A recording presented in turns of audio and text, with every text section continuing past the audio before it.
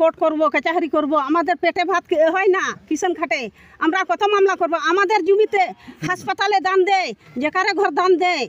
হ্যাঁ, আমরা কি নাগরিক নয়? এই দেশে নাগরিক নয়? অবশ্যই নাগরিক।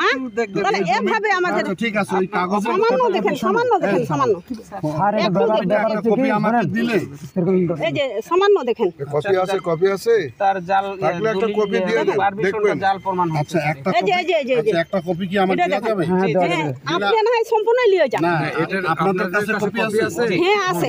আমি এটা হ্যাঁ, আপনি নেন। অ্যাডমিনিস্ট্রেশনের সঙ্গে আমি কথা বলবো এখন। এখানে ইউনো আছে, ডিসি সাহেবকে বলবো জমির কাগজ সবই নাই নিয়ে জানিল না না, কোনো। জমি যদি শুদ্ধ হয় তাহলে তাদের পক্ষে যাতে প্রশাসন সহযোগিতা করে। এটা আলাদা একটা জমি।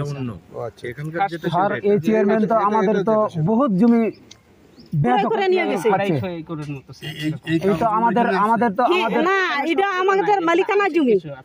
আচ্ছা, এগুলো এখন আপনাদের দখলে নাই? না না না না না, দখল করতে গেলেই তো এই মারামারি কাটাকাটি হচ্ছে। আমি কাগজ নিয়ে যাচ্ছি, আমি ইউনো সাহেব, ডিসি সাহেবকে পাঠাবো যে এতে জমির কাগজপত্র পরীক্ষা নিরীক্ষা করে দেখেন, প্রশাসনিকভাবে তাদেরকে হেল্প করেন। ঠিক।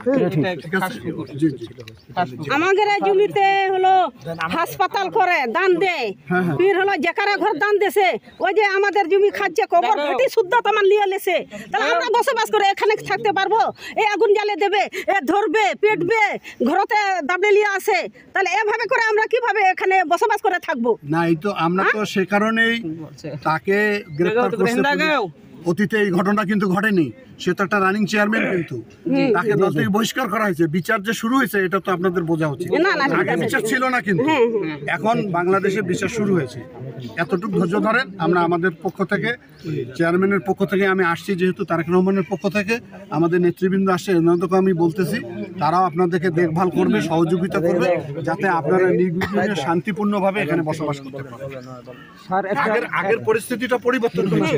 আগে এই ধরনের অন্যায় করলে তাদের বিচারও হইতো না, দলে আরো বড় বড় পদ দেওয়া হইতো। আমরা কিন্তু সেটা অন করি না। আমরা মনে করি যারা দুষ্কৃতিকারী, যারা এই ধরনের কাজে জড়িত থাকবে তাদেরকে দল গ্রহণ করবে না, সে যত বড়ই প্রভাবশালী লোক হোক। এতটুকু আমার বলা।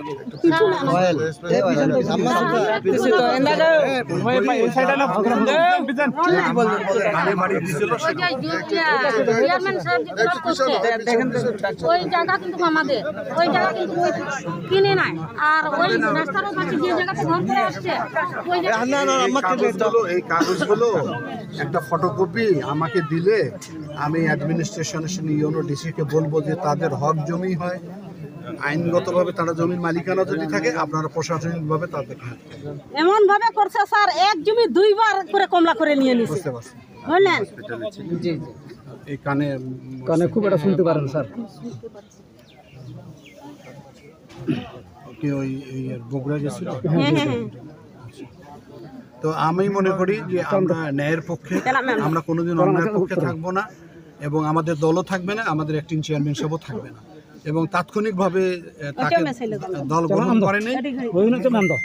আমরা এর আগে যখন সাঁওতালপল্লীতে আগুন লাগাইছে আবুল কালাম আজাদ, আমরা অনেকবার আসছি, অনেক বলছি, সরকার তাকে আরো উল্টা নমিনেশন দিয়ে এমপি বানায় দেয়, প্রমোশন দেয়। আমরা কিন্তু সেটা করবো না, এতটুকু আমাদের উপর বিশ্বাস আস্থা রাখেন, ঠিক আছে স্যার? এদের রাজাহার ইউনিয়ন, শাকাহার ইউনিয়নের মধ্যে যতগুলো চেয়ারম্যান ছিল আর কি, বর্তমান আছে আর কি, এগুলো তো এরকম ঘটনা তো কেউ তো ঘটায় নাই, কিন্তু আর এই চেয়ারম্যান যে এইভাবে এমন যে ঘটনা ঘটাবে, এনার মতন সন্ত্রাসী এই পৃথিবীর মধ্যে নাই। আচ্ছা ঠিক আছে, আমরা দেখতেছি।